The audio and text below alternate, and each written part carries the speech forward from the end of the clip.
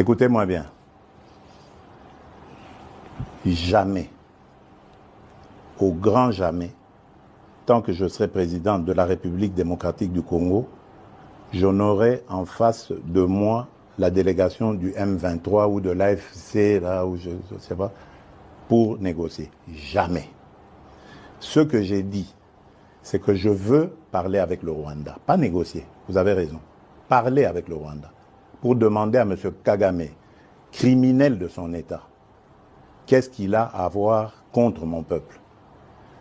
La République démocratique du Congo, à l'époque République du Zaïre, avait sauvé le Rwanda d'une plus grande catastrophe qui aurait été si nous n'avions pas ouvert nos frontières à tout ce flot de réfugiés. Malheureusement, il y a eu une certaine cécité internationale qui a permis que parmi les fugitifs, il y ait les criminels génocidaires et qu'ils soient rentrés sur notre sol avec leurs armes.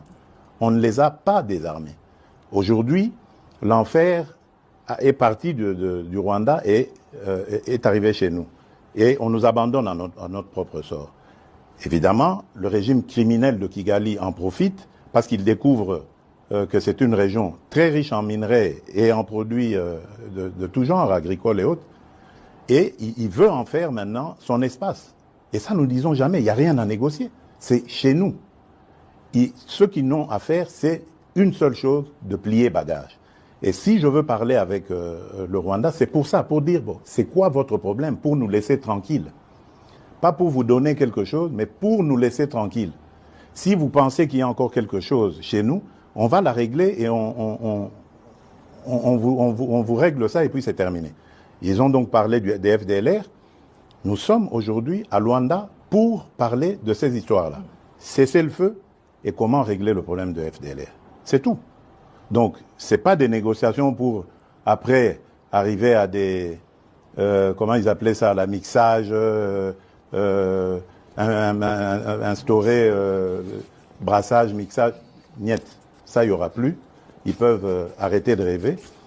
Et d'ailleurs, c'est parce qu'ils le savent que vous avez vu qu'ils ravivent encore ce M23, coquille vide, dans un territoire d'ailleurs qui est sous leur contrôle. Donc vous voyez que c'est de la propagande en fait. Ils veulent faire croire que, d'abord ils font cette comédie, ils font dire au M23 qu'ils ne se sentent pas concernés par Luanda, alors que tout le monde sait que c'est Kigali qui les pilote. Ensuite, ils les ravivent un peu pour dire, vous voyez, nous sommes capables de reprendre les armes. Ok. Nous savons et nous sommes inscrits dans le processus de Luanda. Et d'ailleurs, demain, des pourparlers vont commencer pour justement se pencher sur le plan de cessez-le-feu et de retrait et le plan d'anéantissement des FDLR. Et nous disons, si à côté de ça, le grabuge continue, nous continuerons à tenir pour responsable Kigali.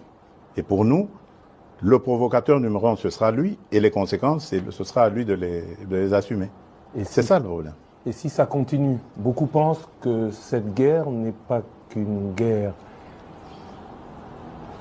des richesses, mais surtout une guerre de conquête du territoire. On a beaucoup parlé de balkanisation. C'est une guerre de richesse. C'est une guerre de conquête des territoires, justement, des territoires riches. Vous pensez que s'il n'y avait pas tous ces minerais rares et tant prisés dans le monde, dans ce sous-sol de chez nous, là-bas, dans le Massissi, Rutshuru et tout ça, ils seraient venus. Ils nous laisseraient tranquilles. C'est des sols riches et des sous-sols riches. C'est ça qui attire. Et maintenant, pour que ce soit définitivement mis en coupe réglée, sous coupe réglée, eh ben, ils veulent le couper de la RDC. La balkanisation est donc encore possible dans leur tête, pas chez nous. Jamais, elle n'est pas possible. Mais parler avec le Rwanda, c'est lui donner un minimum de bonne foi. Est-ce que vous pensez qu'il peut avoir de bonne foi, j'y crois pas. Je n'y crois pas. J'ai testé leur bonne foi, je n'y crois plus du tout. Maintenant, c'est la pression. Je remercie les États-Unis d'Amérique parce que c'est eux qui nous apportent beaucoup de choses. D'ailleurs, vous avez vu, au départ, il y a eu une trêve.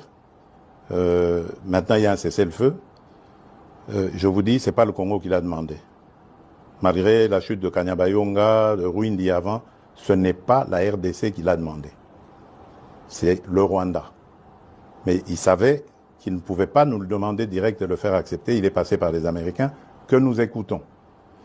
Je remercie surtout le président João Lourenço pour son implication, surtout la dernière ici, parce que j'ai de Bruxelles participé en pilotant aussi notre délégation qui était là, qui s'est brillamment comportée.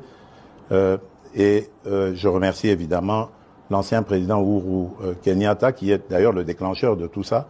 Malheureusement, son successeur a très très mal géré la question par la suite en prenant fait et cause pour Kagame. Peu importe.